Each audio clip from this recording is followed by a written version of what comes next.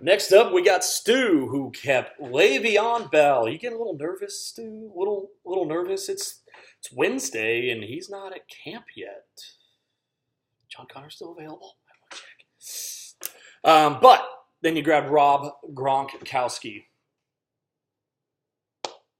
I already talked about it in some of the other draft grades. Who do they have catching the ball? Philip Dorsett?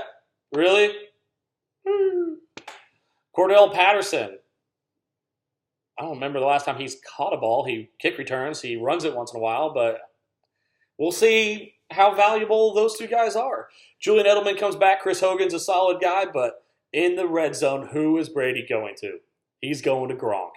Plain and simple. Maybe a couple pitch off to James White. Maybe they run it a little bit more, but Gronk is Gronk.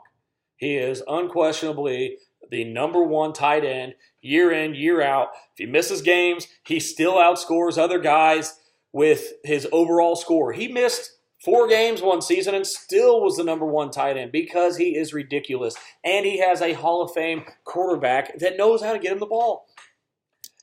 Where you took him at, it's fine because he's going to be that good. He's that much of a value over Travis Kelce, over Zach Ertz, who went 1 round later. It's a great pick. I can't be mad about it. I'm just mad I didn't get a chance to take him. Amari Cooper as your number 1, with Robert Woods and Will Fuller as your 2 and 3. You still got Moncrief and Allen Hurns, who are 2 guys that, could end up being number 1s for their teams, so that's not terrible. But, when you took Jay Ajayi, get it. You know what? He's probably going to have a really good year. He averaged like 6.8 yards a carry last year once he got traded to the Eagles because the Dolphins couldn't do anything with that stud. As long as he stays healthy, you're all right. But taking Alfred Morris, where you took him, that might end up hurting you wide receiver-wise because, once again, you could have had a Emmanuel Sanders. You could have had Devin Funchess. I mean, I don't really like either of those guys' names, so maybe Alfred Morris wasn't that bad.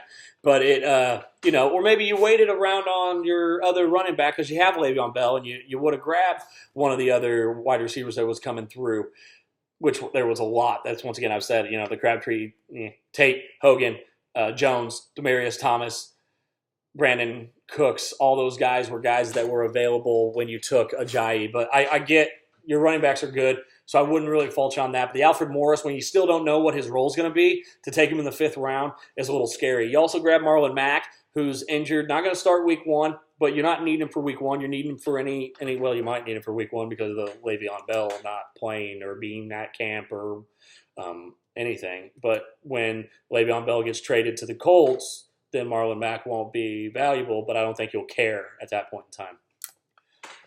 Quarterback-wise, you got Kirk Cousins and Derek Carr.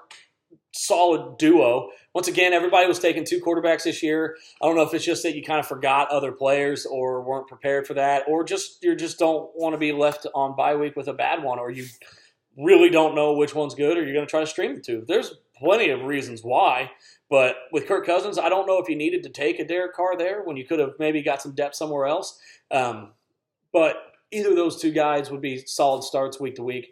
Waited a little bit, got the Chiefs defense, who's not really supposed to be good this year, but we'll see how that plays out. You also got Spencer Ware late, which I do like with Kareem Hunt not being really established. He had a great year last year, but he also played because Spencer Ware was hurt.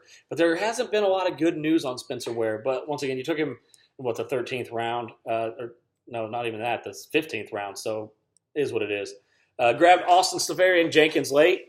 Need him 1 week, great. If you need him for a couple because Gronk gets a little banged up, still think he'll be valuable enough to use. So overall, I thought this team is pretty solid. Once again, you got the number 1 quarterback or number 1 running back and number 1 tight end on the board. You're going to sacrifice some other areas, but those 2 guys are going to be studs if Le'Veon Bell shows up to camp.